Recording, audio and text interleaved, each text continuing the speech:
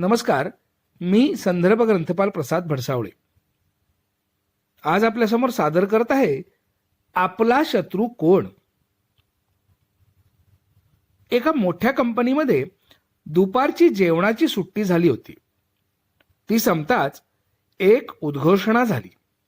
सांगितले जात होते, आज सकाळी एका सहकारी कर्मचाऱ्याचे निधन झाले. वास्तविक जो तुम्हा सर्वांच्याच प्रगतीमध्ये अडथळे आणत होता, आता तो कर्मचारीच निवर्तला आहे. तरी त्याला श्रद्धांजली वाहण्यासाठी सभागृहात जमावे. सर्वांच्या चेहऱ्यावर आपली प्रगती कोण रोखत होता असा प्रश्नार्थक भाव प्रकटला.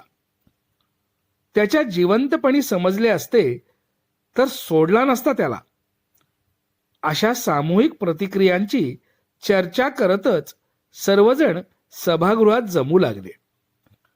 शत्रू असला तरी आता त्याचे जीवनमानच संपल्यामुळे मानवतेच्या नात्याने तरी श्रद्धांजली वाहणे हे आपले कर्तव्य आहे, अशी कुजबूज सभागृहात सुरू होती.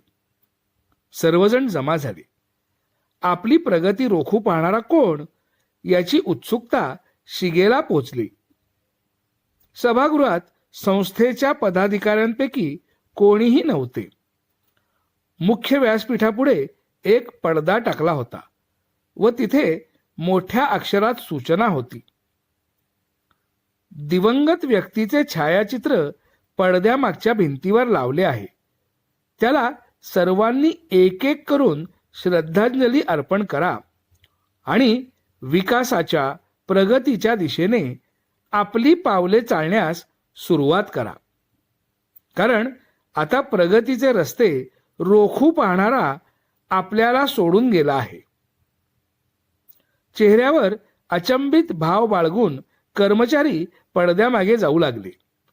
भिंतीवर टांगलेले छायाचित्र पाहून ते अवाक होत होते. कारण भिंतीवर छायाचित्राच्या जागी लावलेला होता एक आरसा. त्याच्या खाली लिहिले होते, या जगात केवळ एकमेव अशी व्यक्ती आहे जी आपली प्रगती रोखू शकते. ती म्हणजे दुसरे तिसरे कोणी नसून आपण स्वतःच आहोत. मित्रांनो, आपल्यातील या नकारात्मक वृत्तीच्या शत्रूला, विचारांच्या प्रतिमेला आपण आत्ताच श्रद्धांजली दिली आहे. आता नव्या सकारात्मक साथीदारांचे स्वागत करूया. धन्यवाद.